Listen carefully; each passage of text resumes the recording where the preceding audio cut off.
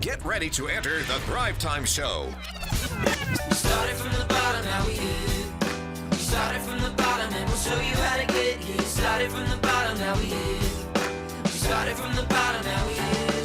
We started from the bottom, now we're on the top. Teaching you the systems to get what we got. Colin Dixon's on the hooks, I break down the books. Z's bringing some wisdom and the good looks. As the father of five, that's why I'm alive.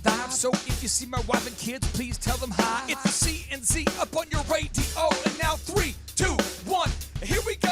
We started from the bottom, now we here. We started from the bottom, and we'll show you how to get. Clay Clark, how are you, my friend? I am excited to be talking today about dealing with workers, co-workers, buddies, teammates. Workers working with workers. Workers working with workers. That's exciting. That's what we're doing today. We're working with you to talk about working with the workers who you work with. I love working with you. That's great. We work well together when we're working together. That's one thing we'll do. We'll work it out. Here's the issue, though. A lot of people don't work well while they're working together with coworkers. What? Yeah, it's true. There's a big issue. A huge issue, actually. I saw a statistic.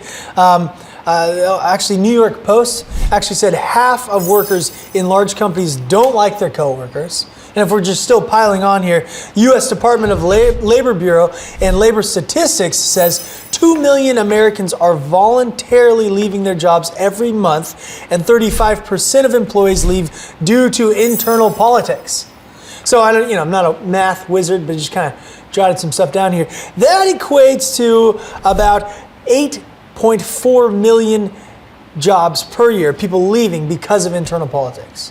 That's huge. Huge, man. Why is this? You travel around the world. You talk with you work with all these owners of companies, managers of people, and individual employees. Is this true? Is this as big of a problem that it seems like it is right now? Well, I'm going to show you real quick. I'm oversimplifying. I'm going to give you your 5 characters that you see at most offices. Okay. And I think when you see these 5, you'll go, okay, I get it. You've got sensitive Sam. Okay. He is so sensitive. He is just, he's a crier. Okay. He was going to cry at any given time. He's just like, I just feel like no one's telling me. Sensitive Sam. Then over here, you've got likes to fight guy. Okay. Likes to fight guy, he's angry. Right. At any point, he could explode. He's like, are you kidding me? Are you? Every time. Okay. Then you've got Captain Fun. Okay. Now, Captain Fun is kind of like he's wearing like a birthday hat. He's like, hey, it's someone's birthday. Let's celebrate it. It's someone's birthday. Hey, look, it's President's Day. It's the month before Christmas. What are we going to do to celebrate Christmas? It's the month after Christmas. Hey, did you guys know it's the new solstice? Did you guys know it's a full moon tonight? Let's have a party. Right? You have that guy. Right? Then you have the money guy. He says, shut up. I'm here for the money. Ooh. You shut up. I'm here for the money. I'm here for the money, and I want you to stop crying. Let's make some money. Right. Right? Are you the birthday guy? Then you've got the guy who just wants to marinate. Okay. So this is the marination guy, and he's like, hey guys, did you know? He's usually got kind of a Ted Koppel haircut. He's got kind of the Ted Koppel. It's kind of a partying over to the side. Okay. He said, hey guys, did you know that last night our president gave an awesome address? And you're like, no, I didn't. He said, yeah, and did you guys know that the square root of, and you're like, no, I didn't. Did you guys know that the equator is exactly 100 miles from Michigan? And you're like, what? Well, interesting to me. Interesting fact. And so you have these 5 personalities that are coming to work every day. And there's some different ones too, but these are kind of the 5 I see a lot. And so what happens is, if you're a leader or you want to be a leader, you might go, well, I kind of focus on the money. I want to make money, but I also want to be the fun guy. And you're trying to deal with people who only care about fun, or only care about fighting, or only care about, and that's like your characters. These are kind of these characters. And then you have this one little guy we're going to call normal, which is not normal. Right. This is kind of that 20% of the office who is there to get stuff done. Right. And they don't really care about the politics. They just want to get something done. Okay, so let me ask you this. If I care about advancing in my career, I'm a Thriver watching right now. My goal is to move up, dominate. I want to do that. Yeah. Why do I need to be great at dealing with coworkers? Why does this matter? Why should we spend any time on this at all? Well, there is one, I watched an awesome documentary last night about how they make these skyscrapers. Yeah. And there's one company who built a skyscraper that's in London. Okay. And it's a building that's shaped like it's kind of shaped, I don't want the name of the building wrong, but it's shaped like this. And it has a steel exoskeleton. and it's got glass on it, and it's just building its shape. They built it in downtown London, and it only takes 6 workers and 1 crane to build this massive skyscraper because it was pre-assembled off-site. Crazy. So they've automated the whole system so it doesn't require a ton of humans to build it. Okay. And unless you're going to automate your system or deal with robots, you know, where you just hit the button and they go beep, boop, boop, boop, boop, boop, boop, and you're like, oh, cool, thanks, R2-D2, that was great. Right. Unless you've got C-3PO running around, R2-D2, unless you've got that whole, you know, Johnny 5 is alive, you got that whole, like, Back to the Future kind of computer, unless you're in the movie Tron, unless you've got to be able to do that. Yeah, otherwise you're going to be, I mean, unless you're a computer, unless you can just replace humans, which is not possible, right? You're going to be stuck.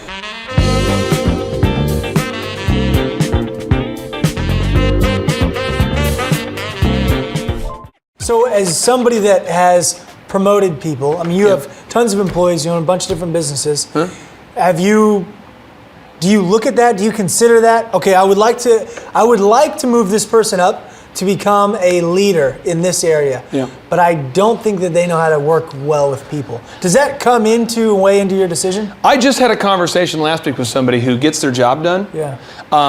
Accurate half the time. Yeah. Half the time they're 100% accurate. Oh, wow. And I was saying, hey, you know, I need you to improve in these areas so you can get promoted. And it's likes to fight guy. And he's like, are you kidding me? Yeah. You know what I do here? And you're just, you know, right away you realize this is not a promotable person. Right. And so I'm just saying is we all trend, you know, to do, we all tend to do a few of these things. Okay. So what you want to do is ask yourself, which one of these personalities are you? Okay. And then begin to go and write down the names of the people you work with that fit these categories. Who's your sensitive person? Ask yourself, who's the Captain Fun? Who are these people? And then begin to think about, okay, how am I going to treat these people? All right, so this is a huge problem. Let's dive into it then. What we're going to be talking about today, we've got 3 principles. The first one is be thankful for the easy differentiator. Okay? The second one is don't let them contaminate you. Blech. That's bad. Third one is view them as your mission field. Okay? So the first one here, you just like making that sound, don't you? Well, you do it 3 times, you want to do it a 4th time. Oh, yeah, that makes sense. I didn't even think about that. Okay, principle number 1 here, be thankful for the easy differentiator. So we got a little notable quotable here. Come on. Napoleon Hill, your main man here. Man. So, you know, he's one of the most successful authors as far as self-help books. Yeah. Over 70 million copies sold. It's kind of a big number. This is what he says. By establishing a reputation as being a person who always renders more service and better service than that for which you're paid, you will benefit by comparison with those around you who do not render such service, and by contrast the contrast will be so noticeable that there will be keen competition for your service no matter what your life work may be. So he's saying if you over-deliver, you're going to stand apart so far that people will be competing just to have your service. Well, a lot of times companies get acquired. You know, a company gets purchased, it gets bought, it gets sold, whatever. Sure. And the new owner comes in and goes, who here has their stuff together? Right. And they'll go, okay, we got a normal guy here. Okay, let's promote him. Yeah. I mean, it's just a deal like you stand out. Yeah. Because the other 80% of the staff is nuts, and you got 20% that's doing the job that's very stable, and you just stand out. I mean, it's easy to get promoted. People just promote you because there's rumors that you're normal. So that's the first principle, is just the fact that you should be thankful that the differentiation it's easy to get promoted. You just show up on time every day. Yeah.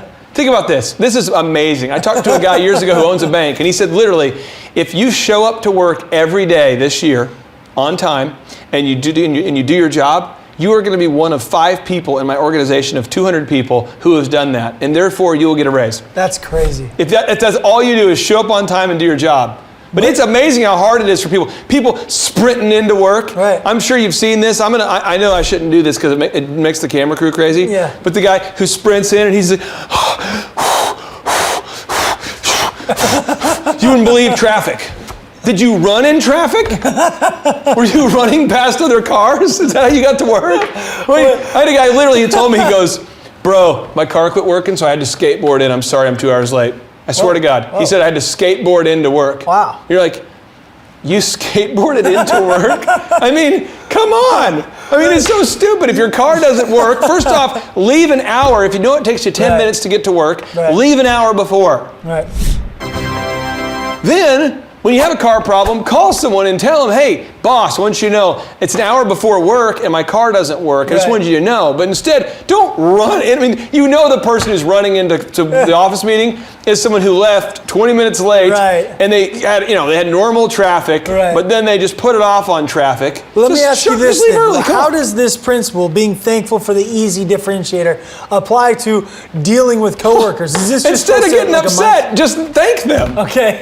Thank you for being a jackass. Yeah. Thank you for being stupid. Thank you for wanting to fight. Thank you for being dumb. Thank you for not studying. So really, you shouldn't get too worked up here. I love it. I got to tell you something. As a speaker, it's the best. Yeah. It's a feast. Yeah. You go in to speak, and I'll get a guy who speaks before me who goes, now guys, I didn't really prepare today for today's talk. I got it put in charge of the I was the chairman last year. Susie, when you're going, what? Last year Susie was the chairman, and this year I am, and I got to tell you guys, this date just crept up on me, and so I didn't have a whole lot prepared, so I'm just going to go off the cuff. And we're like, we know. And then if I get up to speak, I could be the crappiest speaker ever, but I'm not that bad. Right. I mean, it's like comparing, a prisoner, if guys in prison for a violent crime was Satan. I mean, by comparison, you're like, I'll take him. Yeah. It's a great deal. I love it. So you want to be don't get mad at him. Don't get mad at him. Don't get mad. Don't let them take that emotional. Be thankful. I'm harping on this because there's somebody right now, you need to hear this. Don't let them take your emotional mojo. Right.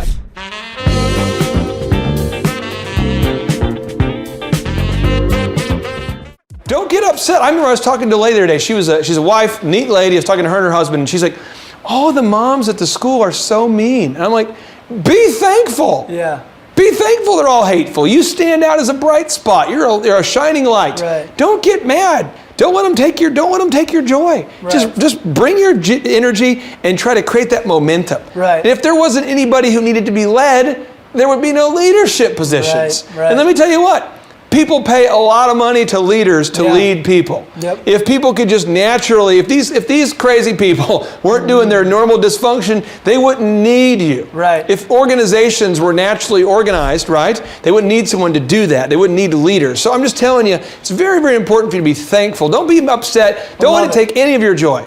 I love it. Be thankful. That's huge. It goes right into the second one, too, when you're talking about not losing joy. The second principle is don't let them contaminate you. Don't let them contaminate you. Yeah, that's where we got that sound from earlier. I'm sorry.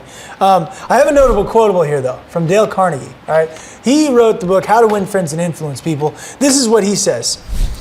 When we hate our enemies, we are giving them power over us. Power over our sleep, our appetites, our blood pressure, our health, and our happiness. Oh, yeah. So if you let some of these, crazy people you've written out here, the angry person, the fun, these people that just make you mad. Oh, gosh. If they actually affect your emotional state here. I have to tell you what I tell myself now. What happens? I honestly, and I'm a person who is a kind of a prayerful guy. I do pray. I don't pray maybe. I don't go to a house of worship and pray a lot there. I go to those places, but I kind of in a constant state of prayer. Yeah. Or in a constant state of, but the other day there was somebody who was being such a moron that I literally was like, I want to thank you for this idiot. Because if there wasn't this idiot, I would not have this level of leadership. Right. I wouldn't have this consulting job if this person wasn't such a moron. Right. I am so thankful for their idiotness. It is awesome. That's ridiculous. Oh, yeah. But what happens? How many times you're a consultant, you work with these clients, they've got their own employees that they deal with. How often do you see somebody whose emotional state has just been wrecked? They have been contaminated by people they hate, people they're frustrated by. Due to legalities and various potential legalities, I won't disclose the specifics of this situation. However, I had a partner years ago who screwed me over bad. Yeah. Just took my stuff, maxed out credit cards in my name, did some bad things. I had to pay all the investors back, and I was so mad. This is a little ample example for us. Yeah, I mean, it was just real talk. And I was mad. Yeah. And I was like, I remember calling and being like, you need to pay me back. Yeah. You need to pay me back. I remember going to the house. I remember calling them, writing letters, talking to the attorney, having the attorney write letters. You need to pay me back. And the whole time he's like, not going to do it. But you know what just happened about 3 weeks ago? I finally had to just give it. If you don't believe in giving it to God, I would just encourage you to write your issues on the water's edge. So when the sea comes over each morning, when the tide comes in, it washes it away. What if you live in like a landlocked area? You want to go to the rock You want to find a rock and just beat the rock with a stick until you no longer have any problems. I'm being serious. So what happened though? So what happens is the guy comes to me and he says, this is what you literally did. He goes, I have literally had ulcers and like hard time sleeping because I felt so bad about what I did to you and your wife. Wow. And I would like to ask you, this is like 8 years later, I would like forgiveness. And I'm like, you want forgiveness? He's like, yeah. He's like, I've just felt so awful. Offer the money back or just wanting forgiveness? He just felt bad about everything. And I'm like, he's like, I honestly have cancer. Wow. And I've been going through stomach problems and it's just wrecked.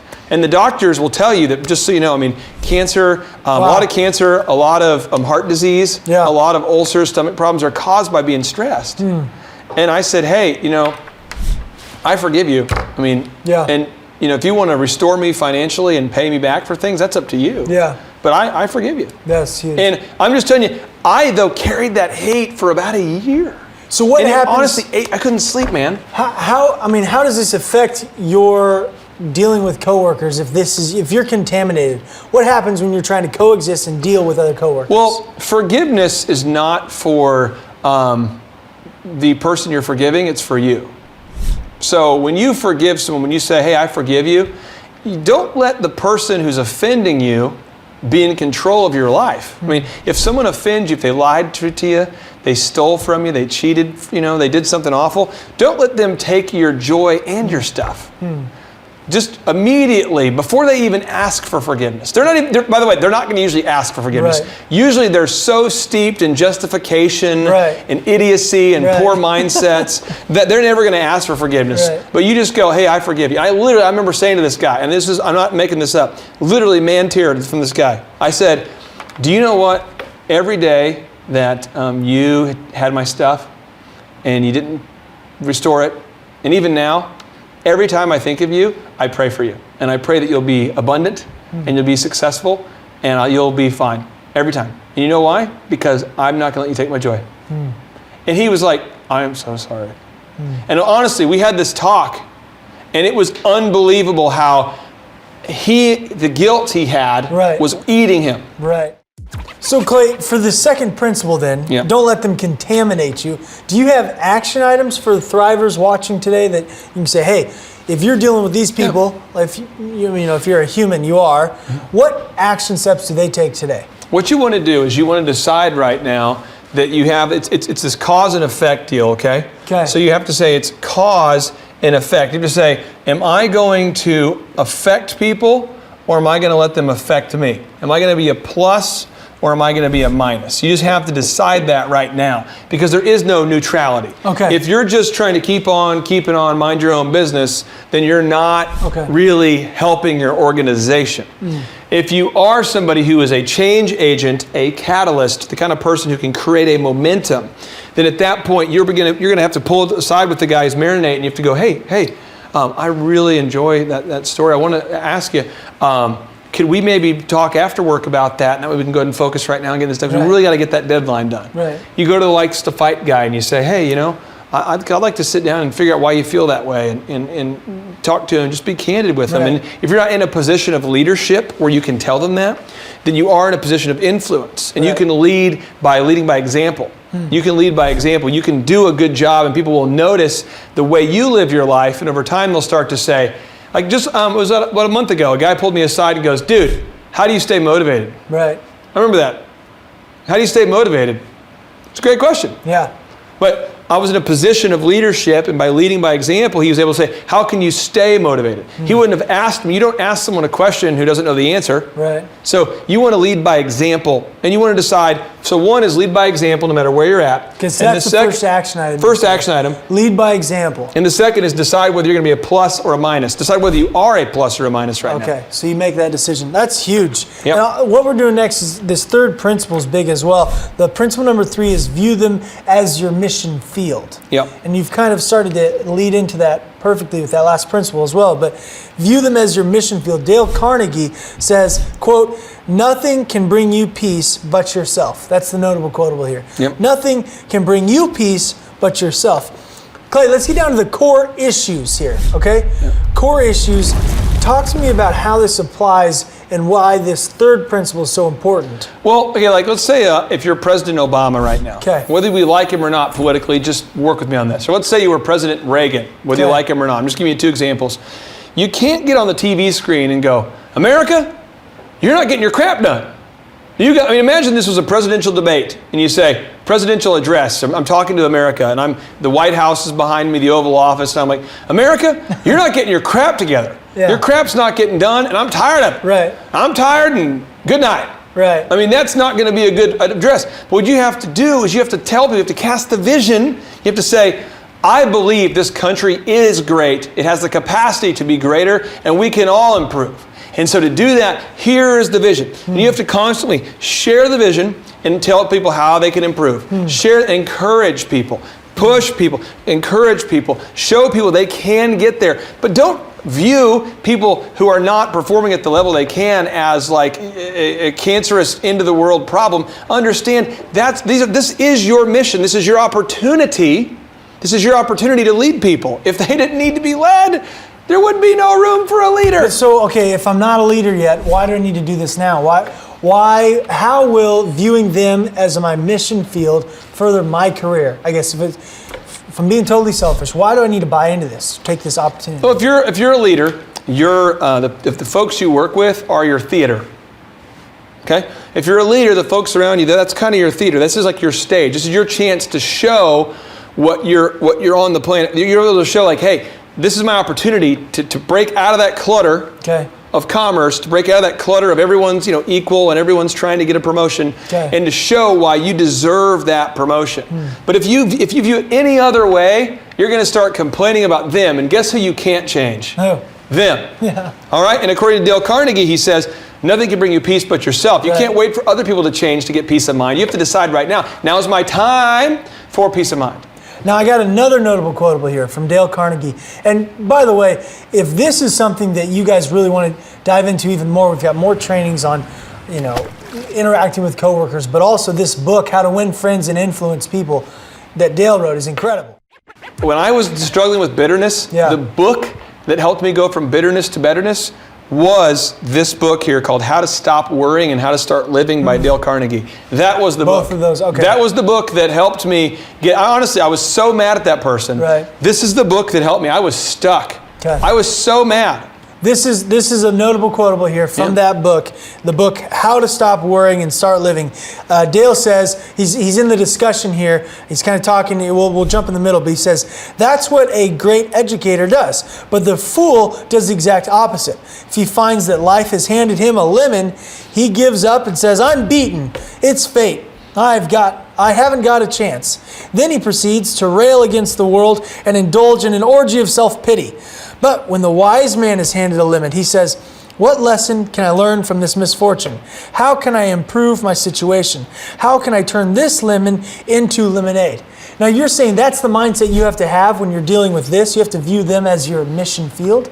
This quote right here blows my mind. If I was watching right now, I'd hit pause and just look at it and just kind of... And then my mind would start to rotisserie, marinate, start to just... Let's have a mental marination moment. Because I want to get into it. Let's have a mental marination moment. Just rotisserie. Right here. I want to get into this. Think about it, as just marinate on this. Here we go. He says, if he finds that life has handed him a lemon, he gives up and says, I'm beaten. How often have we done that, people? It's fate. How often have you done it? How often have I done it? Where we have a bad situation, we're like, well, that's just how it is. Right.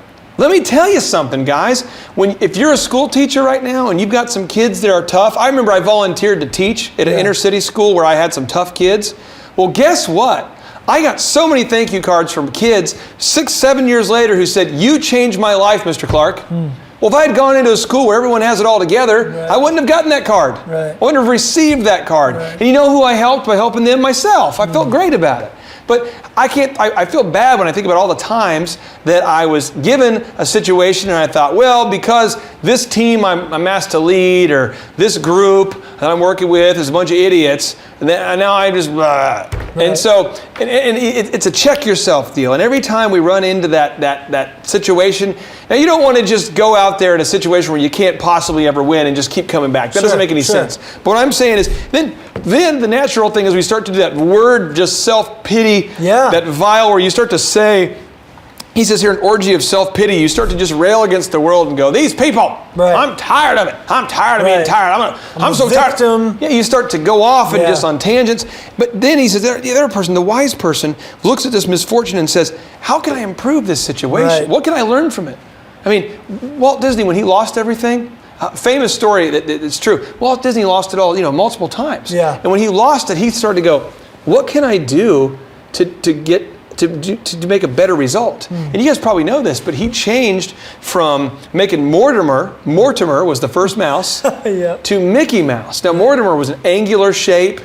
He wasn't. It was a certain kind of mouse, and just his personality was different. And Mickey Mouse became this funny, lighthearted, witty character. So he went from his harder character to a kind of a softer, friendly, more relatable character. He went from drawing all the cartoons to building a team of people and focusing on what he did well, which is write these movies and to lead teams. That's crazy. And he went from drawing to doing the voiceovers. Remember, he lost it twice. Yeah. So don't feel bad if you're losing. Just understand, if you're going through this situation, are you getting bitter or are you getting better? Okay, and we've touched on it a little bit here, but I think that this is going to be a huge lesson for a lot of people here. So what are the resources of choice here? If we're looking at the resources of choice, what are you saying we need to tap into these resources? What do we do if we've identified this as a problem now? Right now is I'd write down all the things in your life that are terrible that are going on. Okay. So let me just start with me. Okay. I'll give you an example. One, I always have a lawsuit going on. Right. I don't remember the last time I didn't have one. Right. I always do. If you own a business, you're always going to have a lawsuit going on. So that frustrates me. It pisses me off. Yeah. So I'll put that down. Okay, cool. What else? Certain people in the family. Yeah. You go, come on, man. Yeah. Come on, man. I mean, you just go, come on, man. What is your deal? Just, I don't want to get specific. You know what I'm talking about, though. You're someone in your family who, for whatever reason, just can't get their crap together. Come on. So you put that down. Okay. You put down traffic. Okay. What's up with that? What do you do with these things? The person at the DMV. Oh, yeah. You're at the airport.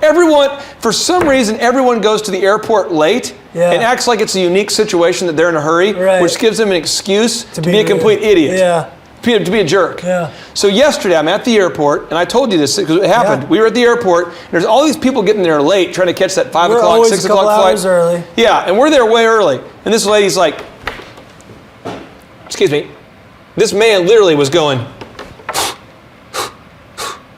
and you were grabbing bags. Yeah. And I'm like, are you okay? And he's like, you need to move those bags. I'm in a hurry. Well, I was like, okay. Absolutely, you can walk around him if you want to. And I moved out of the way. And he's like, well, he was so upset. Yeah, and he's justified because he's upset. So I decided at the trip, I'm going to go out of my way to be nice to anyone who's mean. Right. And so we were sitting at that little bar over there, and this lady, she was kind of rude to me at first. I sat down, and she's like, excuse me. And I was like, I guess she thinks that every seat there is hers. Right, she didn't want to. And I guess I'd violated her personal space. I guess it was 2 inches too close, and I wasn't. Anyway, so I sit down and I said, I'm so sorry. I said, what's your name? And she said, I'm such and such. And I said, where are you from? She said, I'm from Mexico. Yeah. And I said, so what are you in town for? Right. Well, my husband and I, I'm visiting some family. And I said, well, so what do you do? Well, we're thinking about starting a business. Right. And I'm like, oh, what kind of business? And I just have a nice smile. Yeah. I'm trying to be kind to her. And then about the third or fourth question, she was like, well, what do you do? Her tone had changed. Right. And I said, well, I travel around the country teaching people how to start and grow businesses. I was Entrepreneur of the Year for the Small Business Administration 2007. Right. And she says, could you tell me about that? And then she's in, And all of a sudden, I was able to help her. That's cool. I gave her 10 steps to get going. And it was an enriching thing. And then when I finished helping her, she goes, thank you so much. I'm sorry. I've just been a little stressed. And I thought, there it is. Right. So how much better did I feel about my day because I chose to take the high road there? So let me ask you this. Do you suggest that somebody who has identified this as an area for improvement to read these books by Dale Carnegie? I would recommend that you prayerfully, and if you don't pray, I'd recommend you thoughtfully, and if you don't think, I'd recommend that you marinate.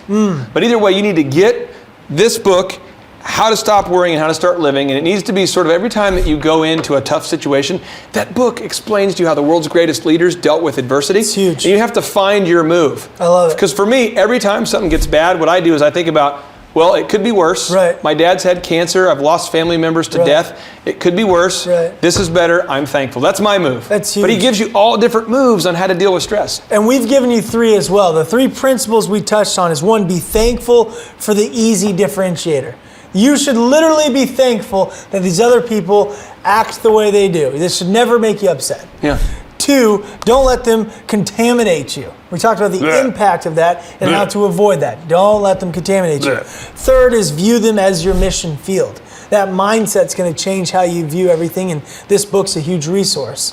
Do you have any closing thoughts here? Any final action items, or maybe you're talking to a thriver out here that feels what you're saying is kind of hitting close to home, but doesn't quite want to let go of anger, or they've been contaminated? I talked to a guy named Brad yesterday who's a thriver. Yeah. And Brad was explaining to me that he's in a toxic work environment where everyone's negative.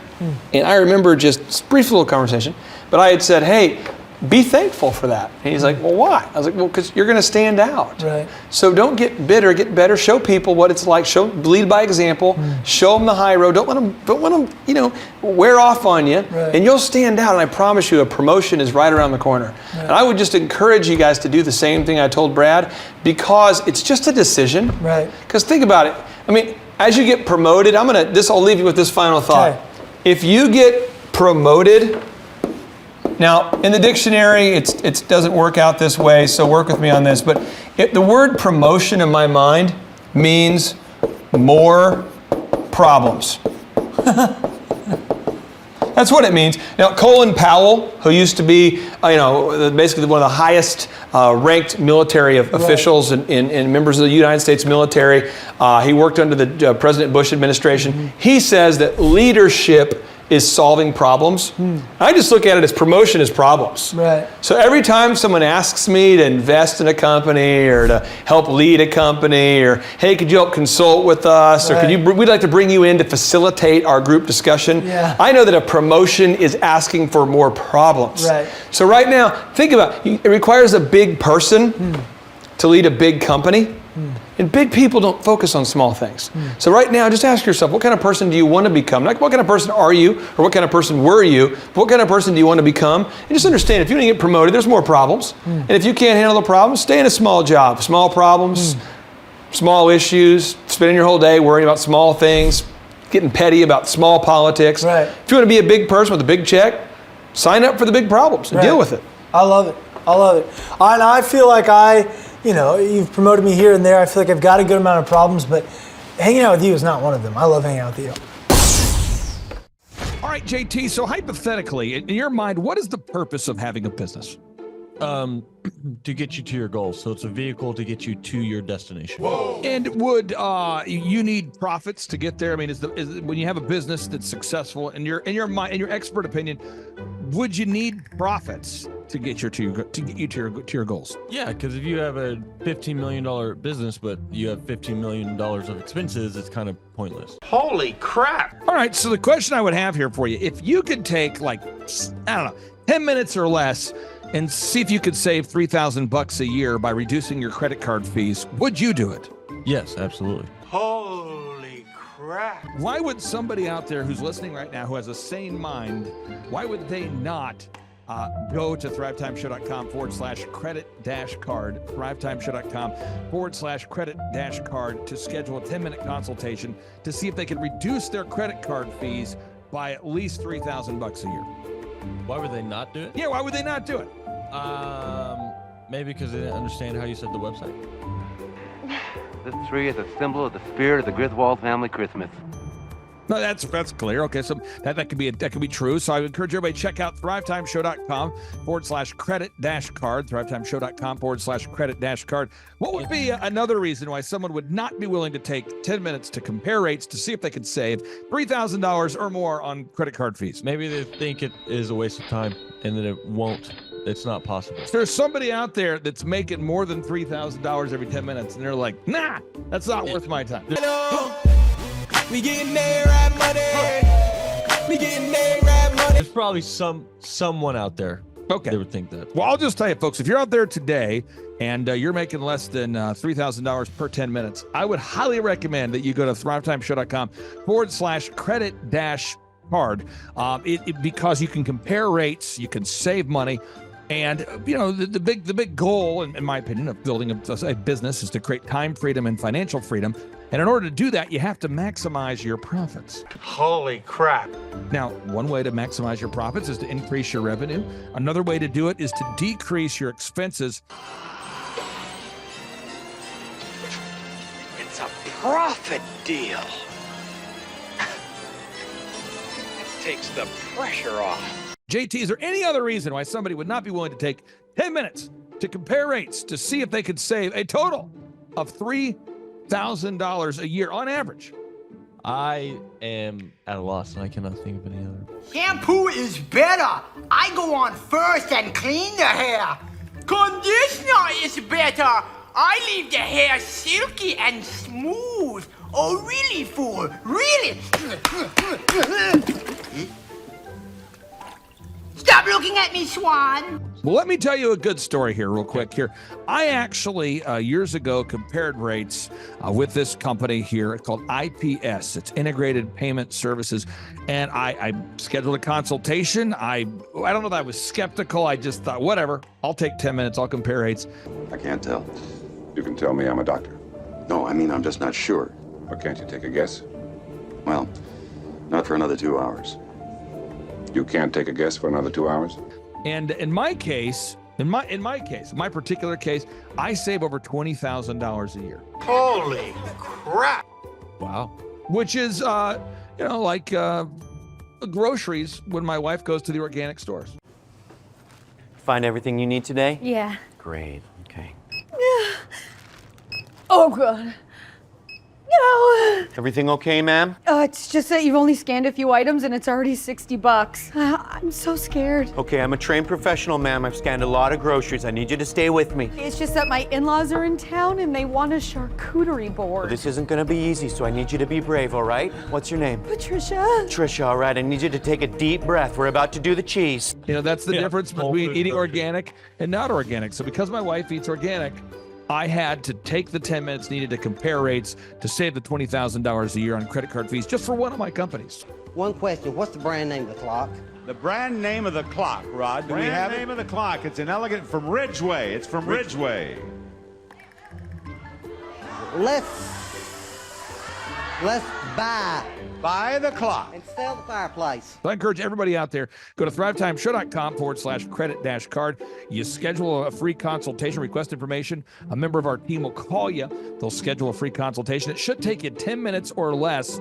And then they're going to compare rates and see if they can't save you more than $3,000 a year off of your credit card processing.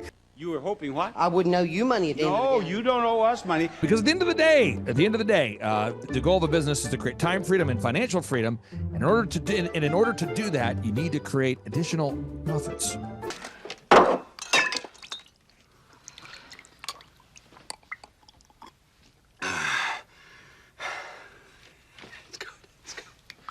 The number of new customers that we've had is up 411% over last year. We are Jared and Jennifer Johnson. We own Platinum Pest and Lawn and are located in Owasso, Oklahoma. And we have been working with Thrive for business coaching for almost a year now. Yeah. So what we want to do is we want to share some wins with you guys that we've had by working with Thrive.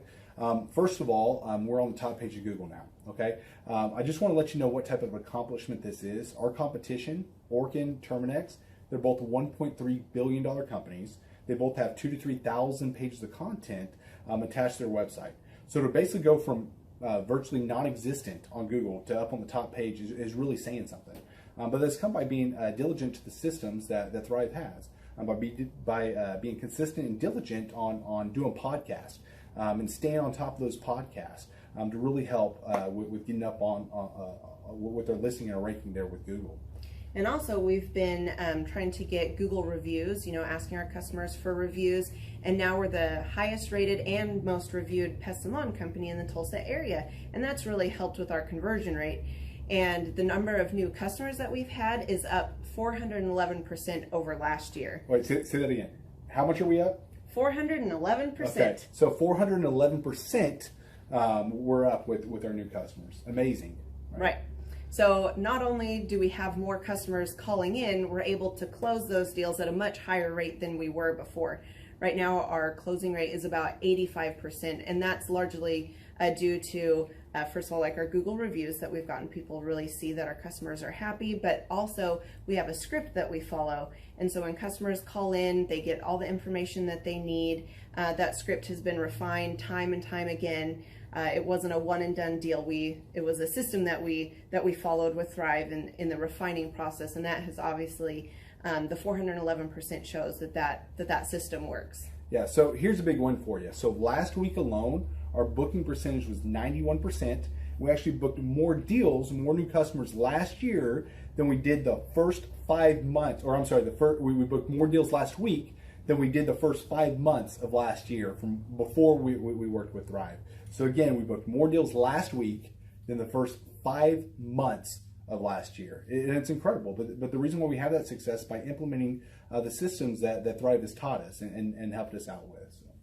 Some of those systems that we've implemented are group interviews. That way we've really been able to come up with a really great team. We've created and implemented checklists. That way everything gets done and it gets done right. It creates accountability. We're able to make sure that everything gets done properly, both out in the field and also in our office. And also doing the podcast, like Jared had mentioned, that has really, really contributed to our success. But that, like I said, the diligence and consistency in doing those and that system has really, really been a big blessing in our lives. And also, it's really shown that we've gotten the success from following those systems. Yeah. So before working with Thrive, we were basically stuck. Really no new growth with our business. And we were in a rut and we didn't know. The last 3 years, our customer base had pretty much stayed the same. We weren't shrinking, but we weren't really growing either. Yeah, and so we didn't really know where to go, what to do, how to get out of this rut that we're in. But Thrive helped us with that. They implemented those systems. They taught us those systems. They taught us the knowledge that we needed in order to succeed. Now it's been a grind. Absolutely, it's been a grind this last year. But we're getting those fruits from that hard work and the diligent effort that we're able to put into it. So again, we were in a rut. Thrive helped us get out of that rut. And if you're thinking about working with Thrive, quit thinking about it and just do it. Do the action, and you'll get the results. It will take hard work and discipline, but that's what it's going to take in order to really succeed. So we just want to give a big shout out to Thrive, a big thank you out there to Thrive. We wouldn't be where we're at now without their help. Hi, I'm Dr. Mark Moore. I'm a pediatric dentist. Through our new digital marketing plan, we have seen a marked increase in the number of new patients that we're seeing every month, year over year. 1 month, for example, we went from 110 new patients the previous year to over 180 new patients in the same month. And overall, our average is running about 40 to 42% increase month over month, year over year. The group of people required to implement our new digital marketing plan is immense, starting with a business coach, videographers, photographers, web designers. Back when I graduated dental school in 1985, nobody advertised.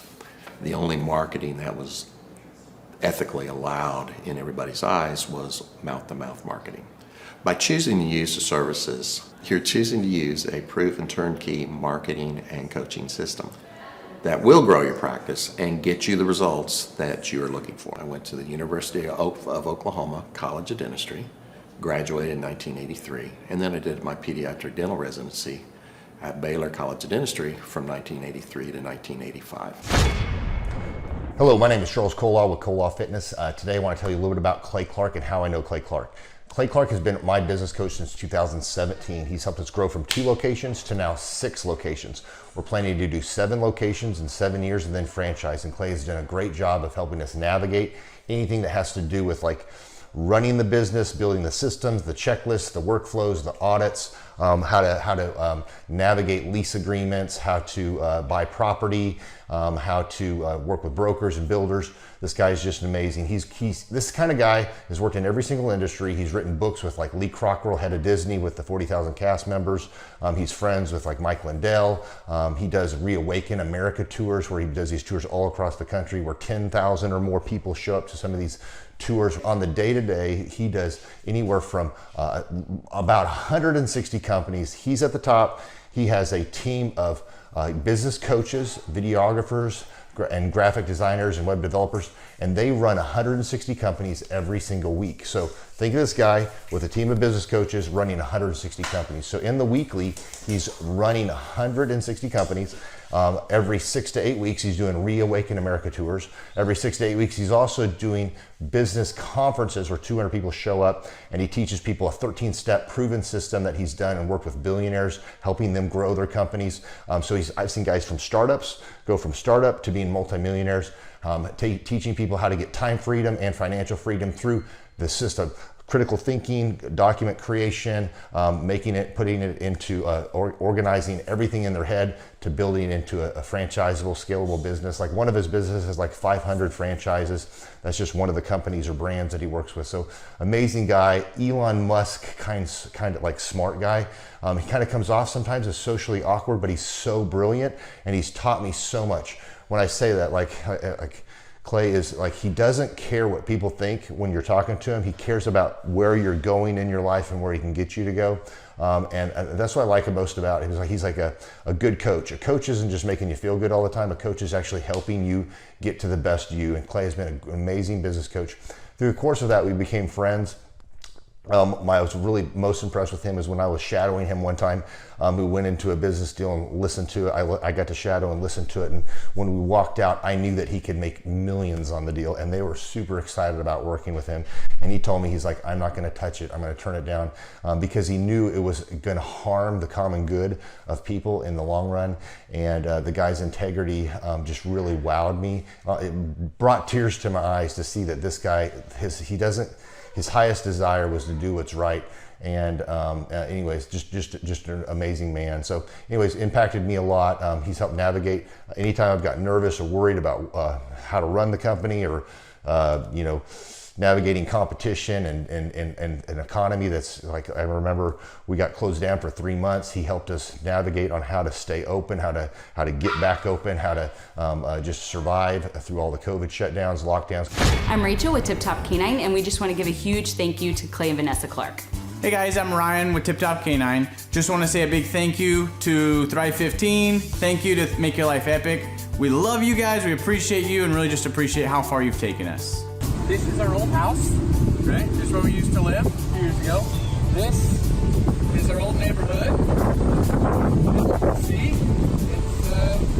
It's nice, right? So this is my old van and our old school marketing, and this is our old team. And by team, I mean it's me and another guy. This is our new house with our new neighborhood. This is our new van with our new marketing, and this is our new team. We went from 4 to 14, and I took this beautiful photo. We worked with several different business coaches in the past, and they were all about helping Ryan sell better and just teaching sales, which is awesome, but Ryan is a really great salesman. So we didn't need that. We needed somebody to help us get everything that was in his head out into systems, into manuals and scripts, and actually build a team. So now that we have systems in place, we've gone from 1 to 10 locations in only a year. In October 2016, we grossed 13 grand for the whole month. Right now it's 2018, the month of October. It's only the 22nd. We've already grossed a little over 50 grand for the whole month, and we still have time to go. We're just thankful for you, thankful for Thrive and your mentorship, and we're really thankful that you guys have helped us to grow a business that we run now instead of the business running us. Just thank you times 1,000. The Thrive Time Show 2-day interactive business workshops are the highest and most reviewed business workshops on the planet. You can learn the proven 13-point business systems that Dr. Zellner and I have used over and over to start and grow successful companies. I mean, we get into the specific steps on what you need to do to optimize your website. We're going to teach you how to fix your conversion rate. We're going to teach you how to do a social media marketing campaign that works. How do you raise capital? How do you get a small business loan? We teach you everything you need to know here during a 2-day, 15-hour workshop. It's all here for you. You work every day in your business, but for 2 days you can escape and work on your business and build these proven systems so now you can have a successful company that will produce both the time freedom and the financial freedom that you deserve. You're going to leave energized, motivated, but you're also going to leave empowered.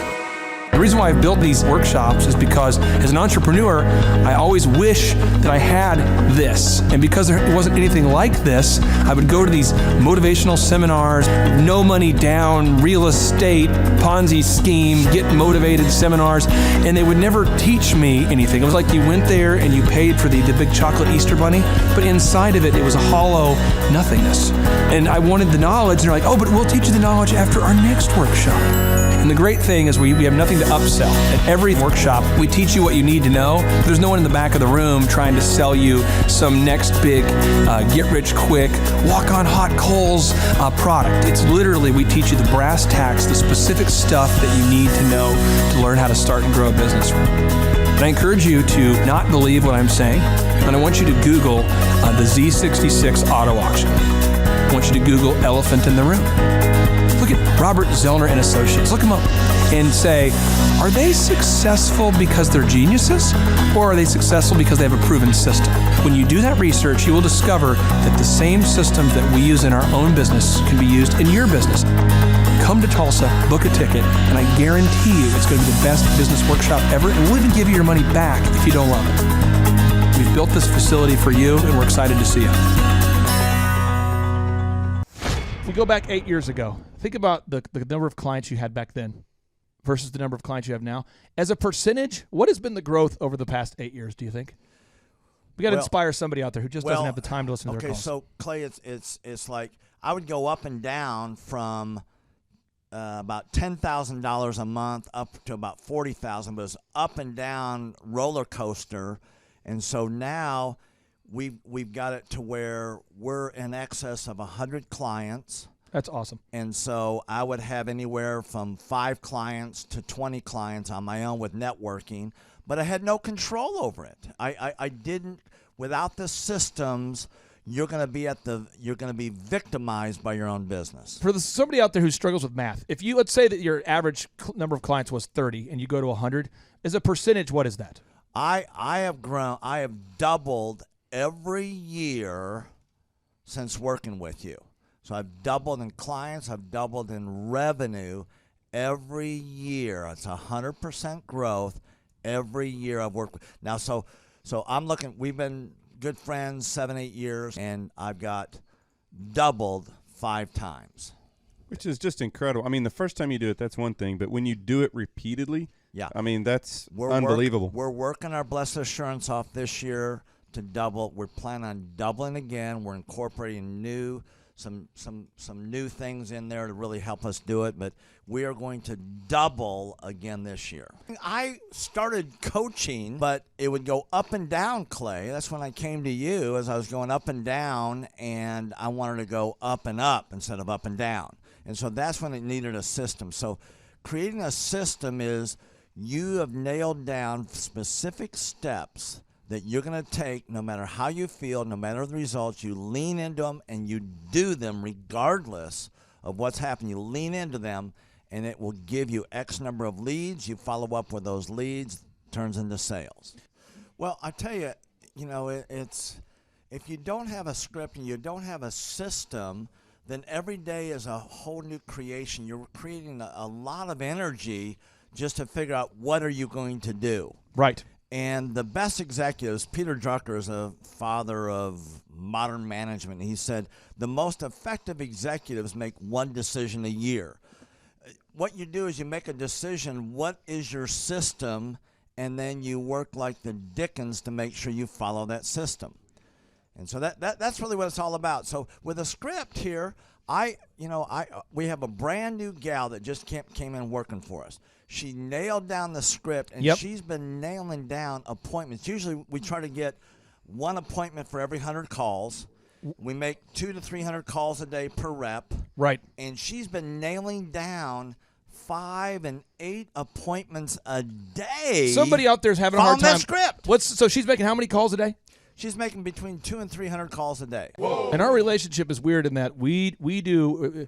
If someone were to buy an Apple computer today, yeah, and or let's say you bought a personal computer, a PC, the computer is made by, let's say, Dell, but then the software in the computer would be Microsoft, let's say, or Adobe or whatever that is.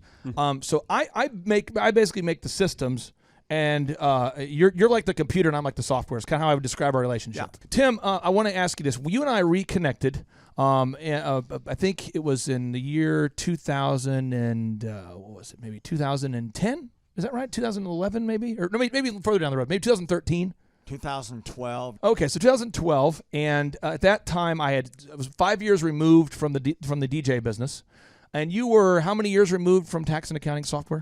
It was about 10, 11 years. We met. How did we re-meet? What was the first interaction? There was some interaction where you and I first connected. I just remember that somehow you and I went to Hideaway Pizza. But do you remember when we first reconnected? Yeah. Well, we had that speaking thing that. There it was. So it was Victory Christian Center. I was speaking there. My name is Robert Redmond. I actually first met Clay almost 3 years ago to the day. I don't know if he remembers it or not, but I wasn't working with him at the time. I asked to see him and just ask him some questions to help, direct my life, to get some mentorship. But I've been working with Clay for now just over a year. The role I play here is a business coach, business consultant. I work with different businesses implementing best practice processes and systems that I have learned here by working with Clay. And the experience working here has, to put it real plainly, has been just life-changing. I have not only learned new things and have gained new knowledge, but I have gained a whole new mindset that I believe wherever I end up will serve me well throughout the rest of my life. Since working with Clay, I have learned so much. I mean, I would like to say almost everything about business in terms of the different categories. I haven't learned it all, but I've learned all about marketing. I've learned about advertising. I've learned about branding. I've learned how to create a sales process for organizations in any industry. I've learned how to sell. I've learned how to create repeatable systems and processes and hold people accountable. How to hire people. It's almost like every aspect of a business you can learn. I have learned a lot in those different categories. And then, again, the mindset that I've gained here has been huge. Working here, you can't be a mediocre person. You are a call to a higher standard of excellence. And then as you're called to that standard here, you begin to see those outcomes in every area of your life, that standard of excellence that you want to implement no matter what you're involved in. I would like to describe the other people that work with Clay are people that are going somewhere with their life. Marshall in the group interview talks about how the best fits for this organization are the people that are goal-oriented. So they're on their own trajectory, and we're on our own trajectory. And the best fits are those people where there can be a mutually beneficial relationship, that as we pursue our goals and we help the business pursue those goals, the business helps us pursue our goals as well. And so I'd say people that are driven, people that want to make something of their lives, people that are goal-oriented, they're focused, and they're committed to overcoming any adversity that may come their way. Clay's passion for helping business owners grow their businesses it's unique in that I don't know if there's anyone else that can be as passionate. Whenever a business starts working with Clay, it's almost as like Clay is running that business in the sense that he has something at stake. He's just serving them. They're one of his clients, but it's as if he is actively involved in the business. Whenever they have a win, he's posting it all over his social media. He's shouting it across the room here at Thrive. He's sending people encouraging messages. He can kind of be that life coach and business coach in terms of being that a motivator and that champion for people's businesses. It's again unique because there's no one else I've seen get so excited about and passionate about other people's businesses. The kind of people that wouldn't like working with Clay are people that are satisfied with mediocrity. people that want to get through life by just doing enough, by just getting by, people who are not looking to develop themselves, people who are not coachable, people who think that they know it all and they're unwilling to change. I would say those are the type of people. In short, anyone that's content with mediocrity would not like working with Clay. So if you're meeting Clay for the first time, the advice I'd give you is definitely come ready to take tons of notes.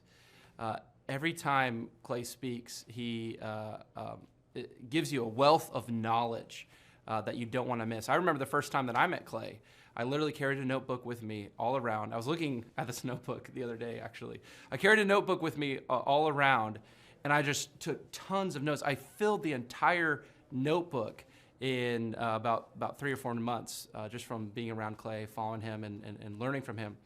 And then I would say, come coachable. Be open to learning something new. Be open to challenging yourself. Be open to learning and adjusting parts about you that need to be adjusted.